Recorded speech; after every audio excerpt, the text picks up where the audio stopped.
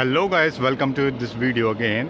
और आज के इस वीडियो के अंदर मैं आपको दिखाने वाला हूँ ये जायंट सी मशीन जो कि यूज़ की जाती है हमारा रोड बनाने के अंदर।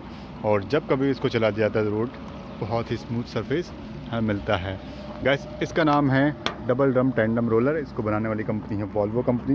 जैसे आप देख रहे हो, इसके मॉडल की बात की जाए तो इसका मॉडल है DD90B और ये एक डबल ड्रम कॉम्पैक्टर रोलर है, जिससे कि हम एसफाल्ट की फिनिशिंग के लिए, एसफाल्ट कॉम्पैक्शन के लिए, बिटुमिनस के जितनी भी लेयर्स होती हैं उनको कॉम्पैक्ट करने के लिए हम इसको यूज़ करते हैं। तो और क्या क्या होता है इसके बारे में मैं आपको बताऊंगा डिटेल में, तो बने रहिए मेरे साथ इस वीडियो के अंदर। और अगर आप चैनल के ऊपर नए हैं तो इस चैनल को सब्सक्राइब करना ना भूलें। अगर वीडियो आपको पसंद आए तो वीडियो लाइक कर ज़रूर कीजिएगा, और आपको क्या चीज़ इसकी अच्छी लगी वो मुझे कमेंट सेक्शन के अंदर ज़रूर बताइएगा। तो चलिए स्टार्ट करते हैं हमारे आज के इस सेशन को। सर, हमें तो आपका ड्राइवर अच्छा लगा। क्या कहेंगे?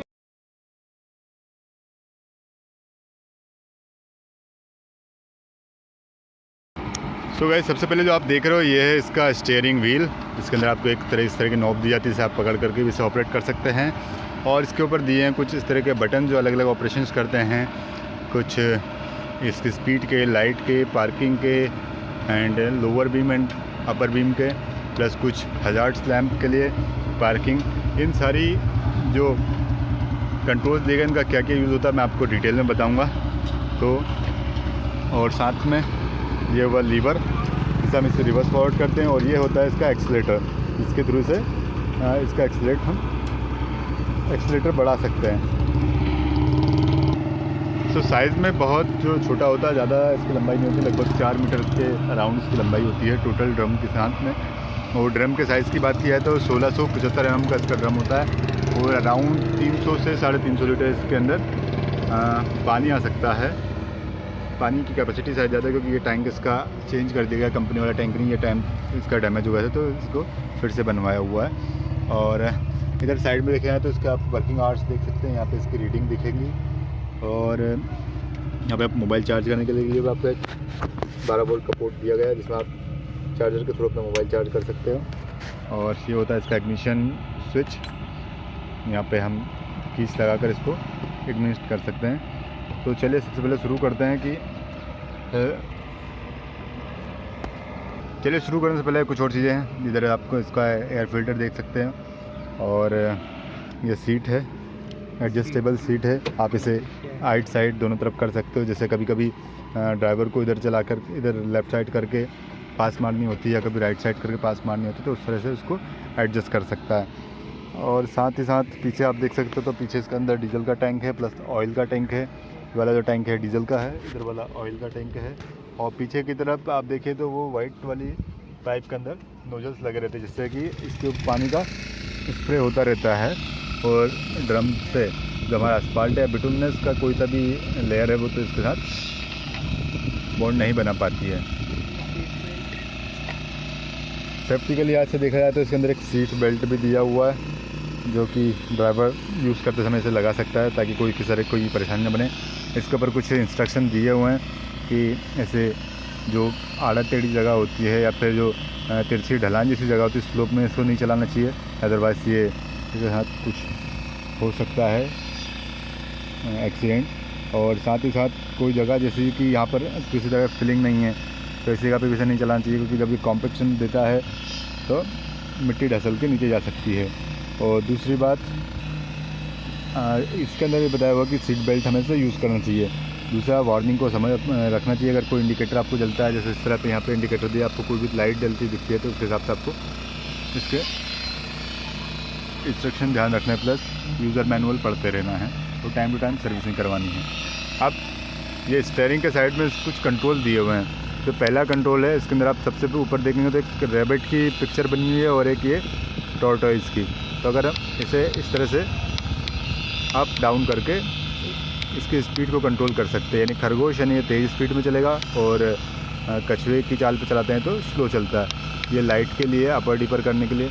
ये हज़ार्ड लैंप है, पार्किंग, जब कभी आप खड़ा करते हैं रात के समय तो इसे ऑन करके पार्किंग कर सकते हैं। और ये अपर डिपर, ये लाइट ऑन की जाती है और इनसे अपर डिपर होता है। प्लस ये जो साइड की लाइट्स होती हैं, जो छोटे छोटे लैंप होते हैं, वो फॉग लैम्प के लिए इसको यूज़ कर सकते हो।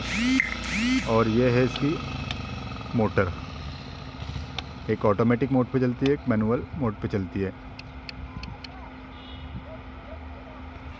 और ये वाला जो बटन है इससे प्रेशर को आप रिलीज़ कर सकते हैं। प्लस ये पार्किंग का है, जब भी आपको बंद करना है आप इसे करके अगर ऑन कर देते हैं तो आपका जो इक्विपमेंट है पूरी तरह से एक जगह स्थायी रहता है, ये आगे नहीं बढ़ेगा। और साथ ही साथ ये वाले आप इंडिकेटर्स देख सकते हो, ये ऑटोमेटिक एंड मैनुअल वाइब्रेशन के लिए है। और ये वाइब्रेशन की फ्रीक्वेंसी को कम ज़्यादा करने के लिए ये वाला बटन इस्तेमाल कर सकते हैं। जैसे आपको अगर लो वाइब्रेशन चलाना तो आप इधर कर सकते हैं, अगर ज़्यादा वाइब्रेशन चाहिए तो आप इसको इधर कर सकते हैं। प्लस ये सायरन के लिए यूज़ किया जाता है, अगर रुक के वाइब्रेशन चाहिए तो हम इसे इसके थ्रू इस्तेमाल कर सकते हैं। साथ ही साथ ये हमारी एक इमरजेंसी बटन है। आपने एक सीन देखा होगा, एक बार हेलीकॉप्टर में दिखाया जाता है कि सामने रेड वाला बटन है, रेड वाला बटन है, तो ये उस तरह का रेड बटन है जो इमरजेंसी में आपकी मशीन को स्टॉप कर देता है अपनी जगह पे। राइट साइड में अगर देखें तो राइट साइड में आपको 2 लीवर दिखेंगे। जो पहला जो छोटा लीवर है ये आपका एक्सीलेटर का लीवर है, और ये आपका रिवर्स फॉरवर्ड का लीवर है। इसमें एक छोटी सी ये बटन दी हुई है, इस बटन से आप वाइब्रेशन को ऑफ ऑन कर सकते हैं। जब भी आपको इसे आगे जाना फिर अगर रिवर्स आना तो वाइब्रेशन को रोक करके आप मशीन खड़ी करके फिर से रिवर्स लेके फिर वाइब्रेशन लेके मशीन को पीछे की तरफ ला सकते हैं। और ये एक आर्म रेस्ट दिया हुआ है, इस पर आप अपनी हाथ को रख सकते हैं जिससे कि चलाने वाले को, ड्राइवर को ज़्यादा तकलीफ नहीं होती है। और यहाँ पर दिया आपका एक हॉर्न का बटन, और इधर से साइड से आपको एक ये छत, इसके अंदर हुड लगी हुई है, वो हुड दिख जाती है। वह हालांकि इसको मॉडिफाई करा लिया गया है। साथ में पकड़ने के लिए आपको दोनों हैंडल दिया गया हुआ है। अब मैं चलिए आपको दिखाता हूँ किस तरह को इसको ऑन करने के लिए हमें क्या क्या करना पड़ता है। सबसे पहले ये जो पार्किंग वाला बटन है, इस पार्किंग बटन को हमें ऑन करना पड़ेगा। उसके बाद देखना पड़ेगा कि ये बटन अगर नीचे है तो इसको ऊपर की तरफ लेना है, एंड जो लीवर है इन्हें स्टॉप की कंडीशन पे रखना है, और एक्सीलेटर को मिनिमम से थोड़ा सा ऊपर रखेंगे, और देन ये चाबी को घुमा के, और ये देखिए अब हमारी मशीन ऑन हो चुकी है ना। अब हमें इसे आगे बढ़ाने के लिए सबसे पहले पार्किंग को बंद करना पड़ेगा।